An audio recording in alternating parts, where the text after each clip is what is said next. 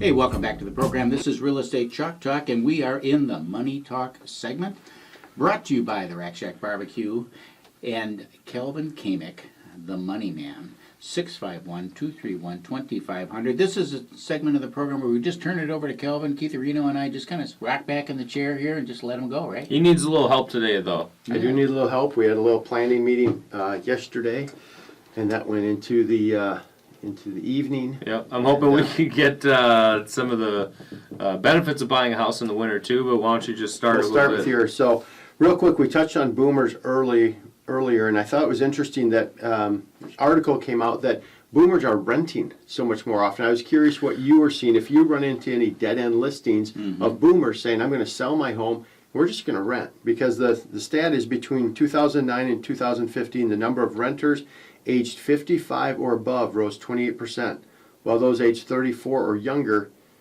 increased only by 3%. So just talked about how baby boomers are selling and renting. Interesting that you mentioned that, Kelvin, because I was just on a listing appointment last week, and they are selling their lovely home in Lakeville, and they are going to rent.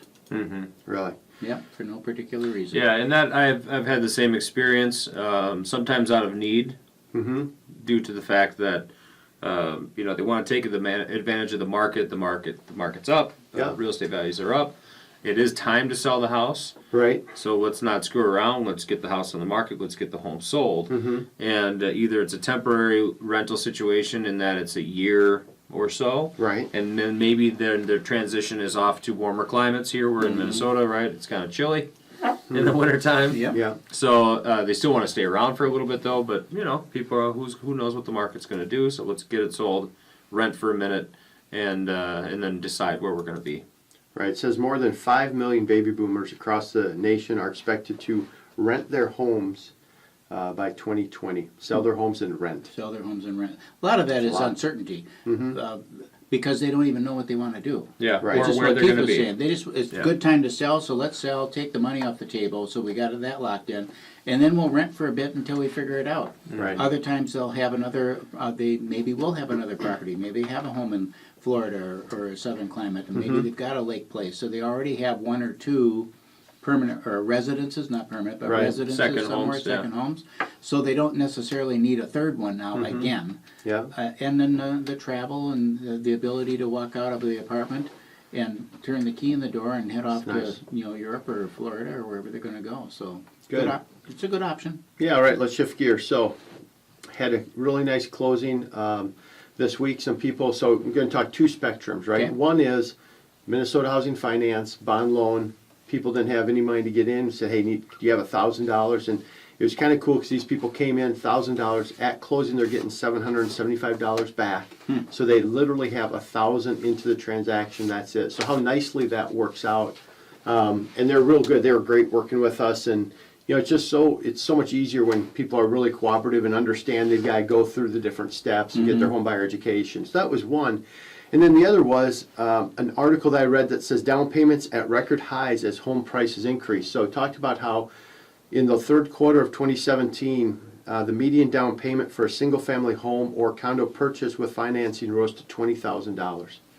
So it's the highest level since 2003. So pretty What's the interesting. average sale price, Kelvin? I mean, does that equate to, I'm asking because I Yeah, want to it know, would. is that 10% Is that down 5%? or 5%? Or Yeah, it's a little bit under 10% because it's 263,000. Okay. So it's just kind of interesting that people are putting more money into their homes. They have more skin in the game. And so I thought that was just pretty interesting. You see both sides. People are Right. saving money, but yet if you're listening and your son or daughter are looking to buy that first home, they just don't have money, maybe you help them out with $1,000 and they're able to get into a really nice home and stop paying rent. So Yeah, because rents are expensive. We talk about the Very. boomers going into rental situations.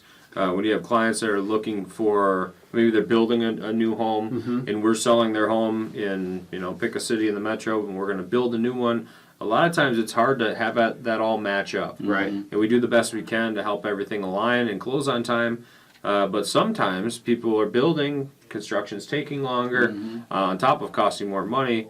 and you have to have a temporary living situation. Right. It's expensive. The months are really hard to come by, so you end up doing a 3-month or something like this. But you're doing it at a premium. Yeah. It's rents are expensive for sure. All right, ready to shift gears again? Sure. All right, so had our planning meeting, right, that we did, and I did that with my managers yesterday. We did this exercise called Mount Rushmore. All right. So what it is we talked about Mount Rushmore. the Mount Rushmore people in your life. So I'm going to ask you both, and I'll start so it gives you some time to think, but who are the 4 people that probably impacted your life the most? And so you think of Mount Rushmore, they're the president. So the whole challenge, and it was pretty interesting to hear. I have 11 different branches that I oversee, and just for those managers to talk about who impacted their lives, what was the big impact, and blah, blah, blah. So it's pretty good. And then the challenge I gave them was, can you be a Mount Rushmore person to someone else? I mean, you talked a little bit about what you're doing after the show today. What you're doing is you're establishing yourself as that Mount Rushmore person in this child's life, right? So kind of cool how we do that. So I thought that was good, so I'd be curious what yours were. Geez, I'd have to think about that. I'd have to say my dad, of course, would be the one, and Keith would say that as well, I'm sure. Please say that. And then I would go back. They're all teachers. Really? Okay. All of them are teachers. I got Mr. Mulkey was a principal of my grade school. He's also my 5th and 6th grade teacher. And then I have Mr. Van Dynes in junior high, Okay. who was English teacher, and really embedded the importance of being able to deal with language and understand and read and write and express Right. yourself. Yeah. And who else would the other? Lloyd Luke would be the other one, who was a Phi Ed teacher. Well, that's And, cool. yeah, he was a military. He was a drill instructor in the Marine Corps, and trust me, he was like that in school too. So what did they do that impacted you? Like, what was there something that you think back and go, oh, it was because of this, and I see that quality today, and was somebody just crabby a That lot? would be a little bit. Well, Luke, No, I feel I'm crabby. Luke, I Crabby? think, No, just- starting from the reverse, Lloyd Luke would be disciplined. You know, he was because of his background and stuff like that, very disciplined and regimented and organized and enforced the rules. That was back when you could get hit, and we got hit plenty. Yeah. With the paddle. Right. So we appreciated that. Van Dynes was just this little guy, short guy, and passionate about what he did, and good at expressing himself and getting the point home. And Mulkey was just that, probably because I was so young, and he was this big guy, and maybe it was just length of time, because I had he was my teacher for Just 2 around. years and just around all the time. And and then my dad, just the example that he set as Hardworking, a hardworking guy. Junior?